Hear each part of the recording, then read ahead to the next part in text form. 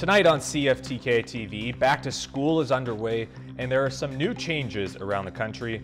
Federal workers are making more regular returns to the offices and gas prices appear to be lowering in parts of the country. Northwest BC's only television news team. We are CFTK TV News. Hello, I'm Damian Smith and thank you for joining us here on CFTK TV. The Terrace RCMP has located and arrested one man in connection with an assault on Saturday, August 31st. The man was arrested without incident and remains in police custody pending a court appearance. No further details are available at this time and more information may be released as it becomes available. Well, a new year of school is upon us, and with that there is many emotions to be felt during the first couple of weeks. Ben Nesbitt from CTV has a preview for this upcoming school year. The start of a new school year marks a new chapter for kids, one that can often begin with mixed emotions. Part of them's excited and part of them's really nervous about what's going to happen. Psychologist Tammy Schmoon says if kids are having a hard time during their first week, all parents should do is lend an ear. We want to acknowledge their anxiety and we want to acknowledge the big feelings that come out, and we don't need to fix it, and parents automatically jump to wanting to fix it. And when we jump to fixing it, that means our anxiety is taken over, so we feel out of control as parents. So I always say, just listen to your child. Schmoon says eventually for most, the anxiousness should settle. It does take kids, upwards of a month to settle into routine, to settle into relationships, to navigate their way with a new classroom, with new expectations.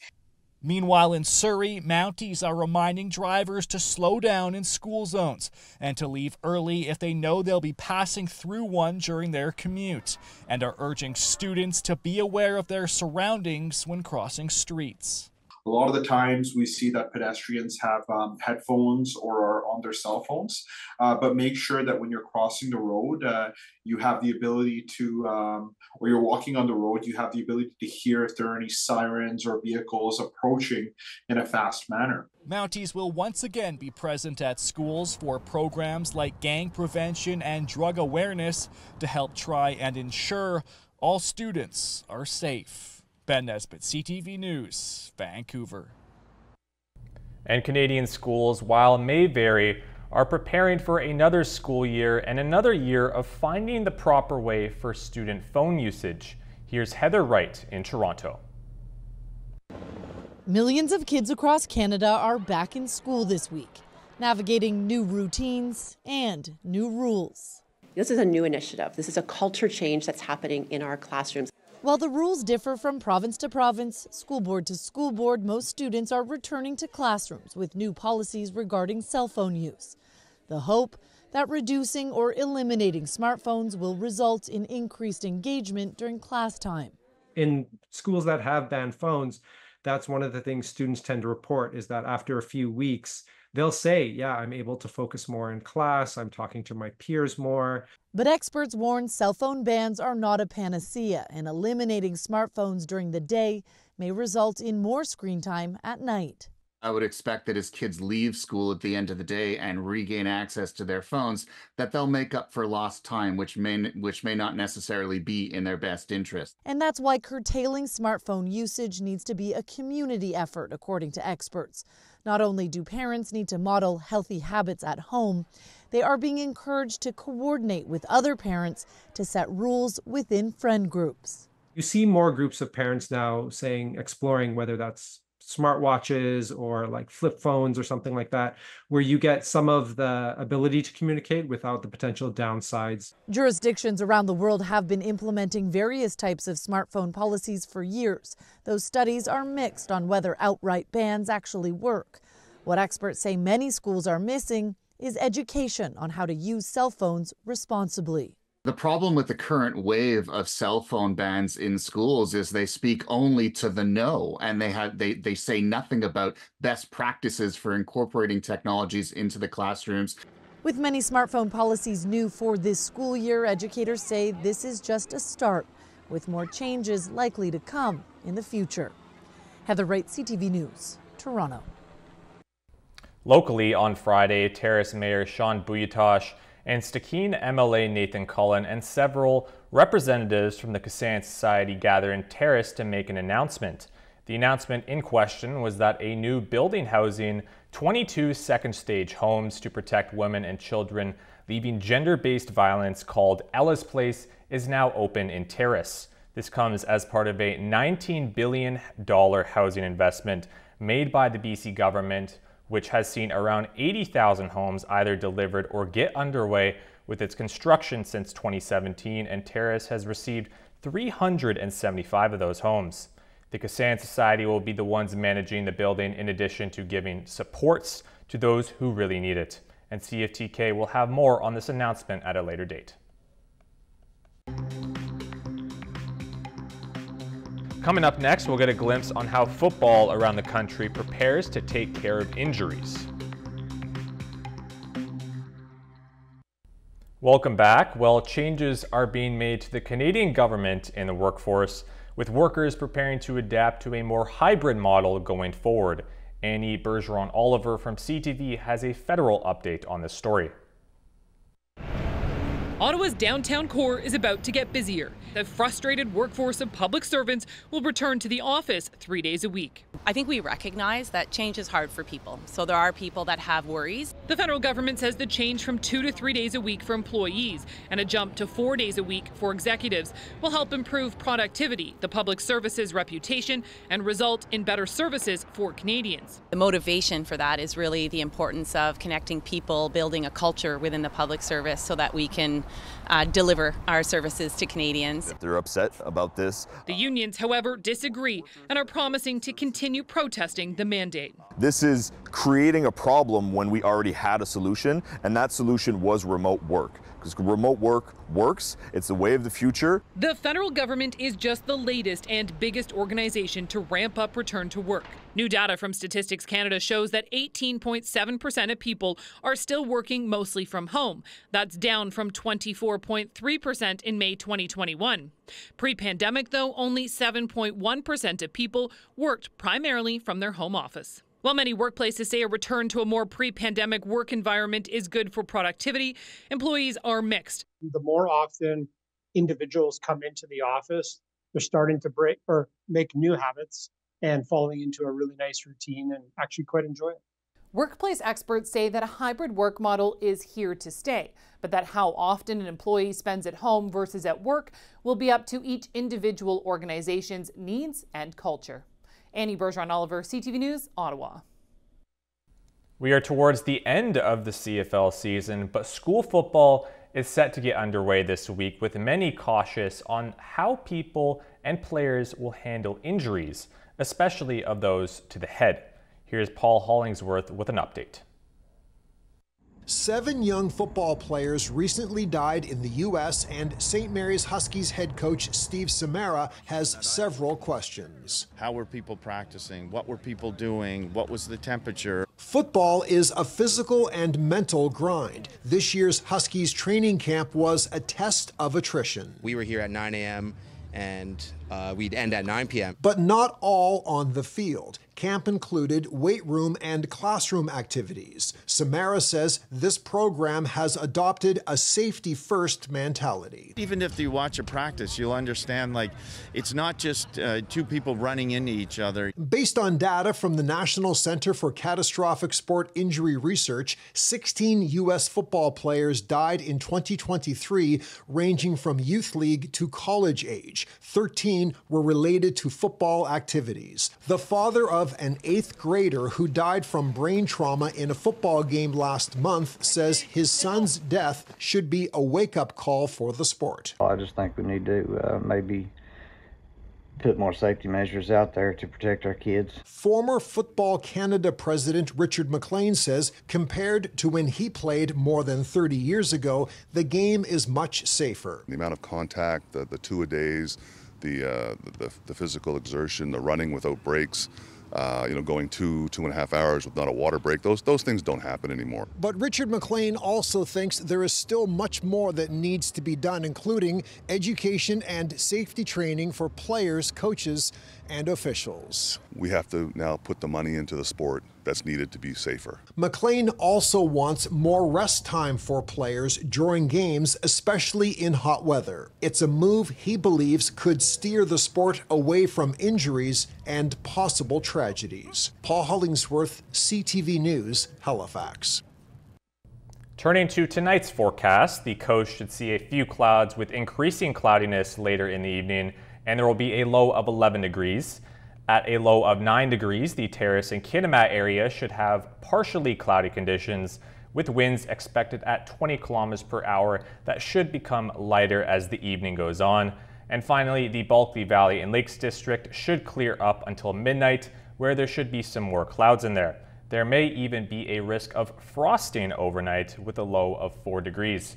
And now onto your weekly weather forecast. This week, the coast should see pretty much just rain, except tomorrow where the high will be 18 degrees. And then the temperatures should steadily drop as the week goes on. There will be a low of 10 degrees on Saturday and Sunday night. The Terrace and Kitimat area will have a sunny day tomorrow with a high of 24, and like Rupert, should see rain come in for the rest of the week.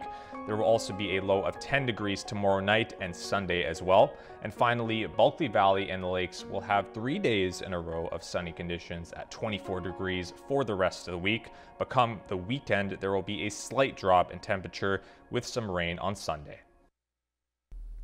And now onto your Northwest Roadside Report. On Highway 16, there is crack sealing until Saturday in Telkwa, construction in Burns Lake, and utility work in Fraser Lake and Vanderhoof. Highway 37 sees maintenance, including seal coat and crack sealing near Jade City and Dease Lake. And finally, near New Ayanch on the Nishka, there is construction underway. And these are what the cameras from around the Northwest were looking like.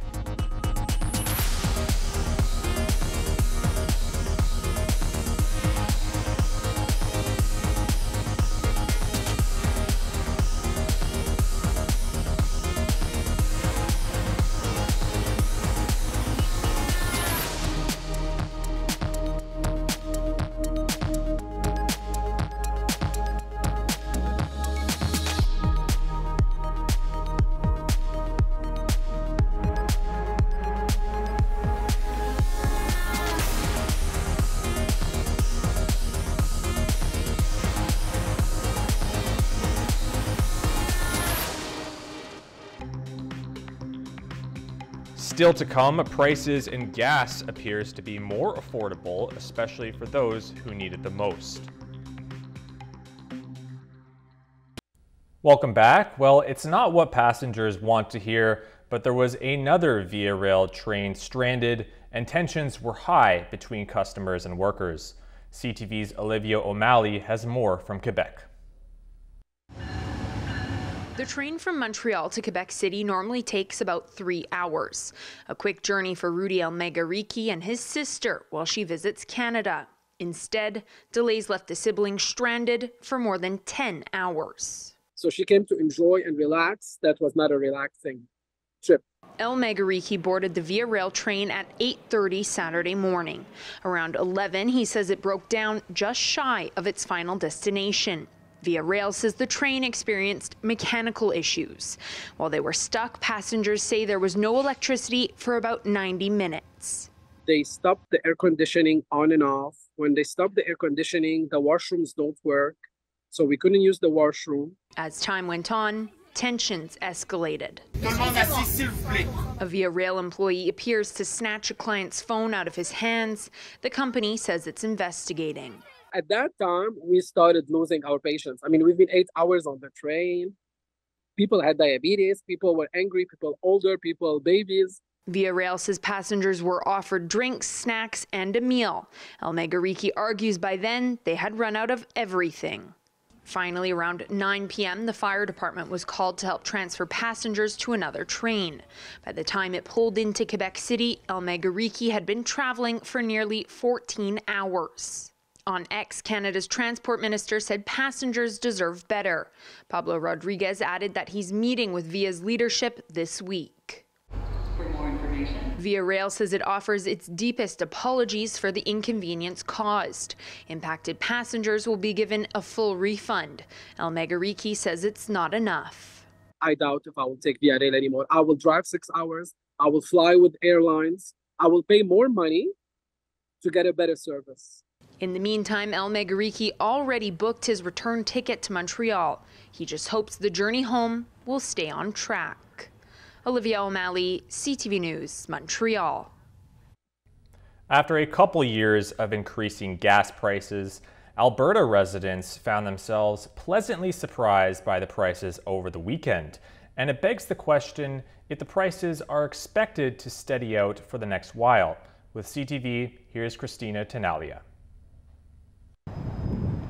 Matthew Albert works for the family business. On average, we spend about $12,000 a month on diesel. Over the summer, he's noticed the savings at the pump. It would be a pretty penny, at least a few $1,000. In savings? On savings, yeah. This Edmonton driver was pleasantly surprised, despite gas prices in Alberta not dipping as low as other provinces. They usually go up on the long weekend. I'll take it because every cent saved saves me money. It doesn't matter where you are across the country. Everybody is enjoying these lower prices. Gas price expert Dan McTagg says consumers are paying about $1.53 a liter at many stations across the country, a savings of about 20 to 26 cents a liter from this time last year, depending on where you live. The downward trend in prices began in about late spring. Over a few weeks, the savings can certainly add up.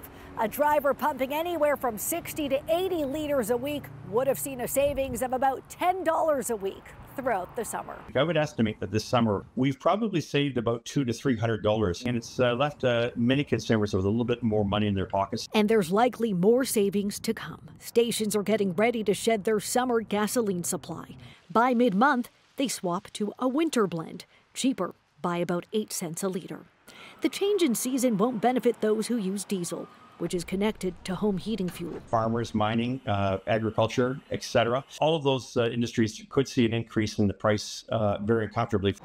Imran Ghani just returned to Toronto from the U.S. He benefited from cheaper prices. Definitely it helps in summer, right? Because you plan long drives in summer. It makes a huge difference. It's been a blessing in disguise, and I think we should treat it as that and maintain that positiveness that maybe things will continue, at least in the foreseeable future. The savings trend is expected to continue for about another 2 weeks, barring any major geopolitical event that could disrupt supply. Christina Tenalia, CTV News, Toronto. Now we turn our attention to the stock market. The Canadian dollar is down 0.3 cents. The price of gold is down $16. Oil is down $2.75. Natural gas is up 1 penny. Aluminum is down 33.50. In Toronto, the TSX is down 303 points. The Venture Index is down 13 points. In New York, the Dow Jones is down 626 and NASDAQ is down 577. And coming up next, we'll get a glimpse on how technology made a young girl be able to walk on her own terms once again. Welcome back. Well, it's not a device we use much more after almost everyone has a phone nowadays, but payphones are still sticking around, just not as many as we're used to. However, as Kathy Lee reports, there still seems to be a use for the devices. The humble payphone, now a rare sight, but these relics of communication nostalgic. I was still living in Ontario then. I believe I was at Union Station. I can remember using a payphone when I was a roadie for Hart back in the 70s. It's amazing they're still around. Still around, but just not as many. The telecommunications landscape much changed since the first payphone was installed in Hamilton, Ontario 143 years ago. From 2013 to 2022, CRTC data shows a 78% decrease in payphones. Only about 19,000 exist countrywide. I don't really notice them at all. Even Hamilton's own Arkells, marking the death of them in one of their songs. One of the latest to disappear, this one in Kananaskis, a popular recreational area in Alberta out of cell range. It's to be replaced with a free community phone. I understand it's a challenge to make them pay for themselves. In fact, from 2013 to 2022, annual revenue per payphone dropped 66%, says the CRTC. Still, experts say don't hang up on payphones just yet. They are necessities, especially for low-income Canadians, tourists, and in various emergencies. during an extreme weather event or forest fires where the cell phone infrastructure, for whatever reason, might be less reliable. And if not in the traditional form, perhaps one that operates a bit differently. New York City replaced their payphones with Wi-Fi hotspots that also have a calling function. A call on this will never compete with this. And even if the payphone isn't needed for many Canadians, for old time's sake. Next time you see one, try to use it. Definitely. First of all, I have to borrow some change from somebody because nobody who carries change. Because it might just be fun to go down memory lane. Kathy Lee, CTV News, Calgary. Well, in a good story about robots, it sees a little girl find the use of a machine that helps her walk with her family. Tyler Vera from CTV has the rest on this unique story. Hi, Emma. Do you want to walk with her? It's a moment that means a lot to Amanda Burritt that others may take for granted. Family walks. For her, it's special because she can now include her 5-year-old daughter, Emma Shingleton, thanks to her robotic walker. Putting her in it for the first time, her smiling was amazing. Yeah, it was just a great feeling. This was one of her first times in her Trexo walker. Emma has a rare neurodegenerative disease called KIF1A, associated neurological disorder. It impacts Emma's ability to speak, see, and express herself, lowers her muscle tone, delays her development, and ultimately impacts her movement. It's very hard having a child like Emma. Her needs, she has extraordinary needs. Which is why Amanda wanted to bring some normalcy to Emma's life. In the spring, Emma tested out a Trexo walker. Amanda wanted to do everything she could to get her one, but it's priced at more than $50,000. Super intimidating. Again, it's a large amount of money, and it's uncomfortable asking people for money. But Burritt quickly learned there was nothing to be uncomfortable about. 200 people donated to their GoFundMe. Others donated items for a raffle. Her community came together. The A&W in Auburn Bay raised approximately $5,000 for Emma, and the manufacturing company knocked off $8,000. In the end, the family raised $32,000 and took out a $10,000 loan to cover remaining costs. It's very heartwarming to know that so many people want to see her succeed and happy. Since some are witnessing it. To see her in her Trexo, the smile that's on her face is just incredible. A smile made step by step. Seeing her doing things that other kids her age are doing, it's just, yeah, it means a lot. Tyler Barrow, CTV News, Calgary. A BC Conservative candidate singled out by former rival BC United for conspiracy social media posts is currently no longer listed on the party's website. A profile for Prince George candidate Rachel Weber no longer appears, though her profile was still available on Friday. In late August, Weber's social media posts from 2020 were highlighted by BC United, which included posts about 5G, cell phone towers being genocidal weapons, and among other things. That'll be it for tonight's cast here on CFTK TV. Thank you very much for tuning in, and we'll see you tomorrow.